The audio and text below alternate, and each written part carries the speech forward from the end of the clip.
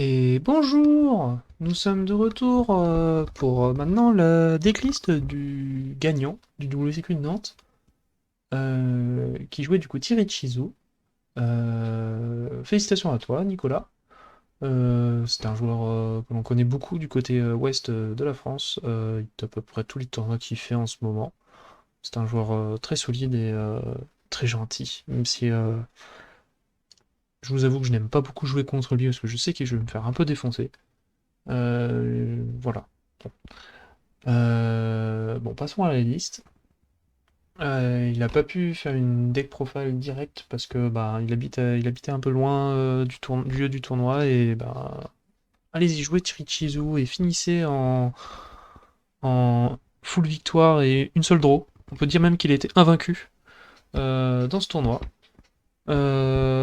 Voilà, voilà.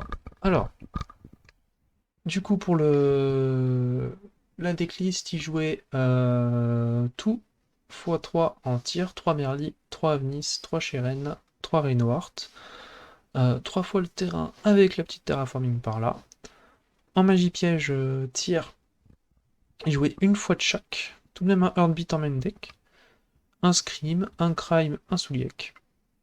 En Ishizu, il y allait full, 3 Agido, 3 Québec, 3 Keldo, 3 Mudora. Il jouait aussi des Beastied, il jouait 3 Magnamut et un Druisworm, c'est assez obligatoire ce format. Pour la déclitière, j'ai oublié l'instant de fusion. Et il jouait aussi un Herald pour aller avec tous ses Ichizu et une droplette. Enfin, 3 droplets. En side, il jouait Gamma avec le petit driver, un Duster, 3 Lightning Storm, 3 Zerkambi, et des cartes qu'il ne faut pas dire le nom. Enfin, si, il faut dire le nom. Scattershot, Volcanic et Ghost Sister et Spooky Dogwood. Youps. Pour des raisons que ça, je ne vais pas dire du coup. En extra deck, il jouait une fusion. Toutes les fusions obligatoires. Hein, un Garura, Mudragon, une Prédaplante, un Kaleido, un Kit Kalos et un Route Kalos. Les ratios assez basiques, hein. Il jouait 3 X6-4, Dweller, Baguska et Redoer. Il jouait Béatrice en X6-6 et Zeus en X6-12.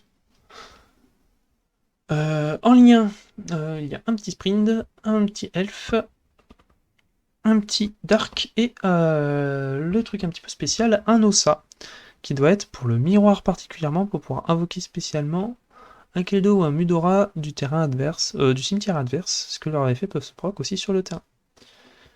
Ou alors un fort rire, hein, si jamais il y a des forts rires en face. Oui, je prononce très bien fort rire, je vous. Voilà. Du coup, je vais vous dire un petit peu les retours que j'ai eu le droit, mais je vous avoue qu'il n'y en a pas beaucoup, hein, et pour lui, c'était assez basique, on va dire, hein. C'est plus de la mécanique de jeu que vraiment une decklist qui lui a fait gagner. Il m'a dit, c'est ultra classique, il a simplement voulu essayer le package droplet plus mono orange en maximisant les Ichizu. Les droplets qui peuvent proc Québec ou Agido. Parce que ça marche aussi quand ils sont envoyés de la main au cimetière, et c'est aussi en coup, contrairement au tir. Donc c'est plutôt pas mal. Honnêtement, il a plus focus son build pour top que pour win. C'est-à-dire qu'il a plus focus son build de façon générique pour jouer contre n'importe quel deck que pour gagner contre les decks qui vont être forts, c'est-à-dire contre tir ou quoi.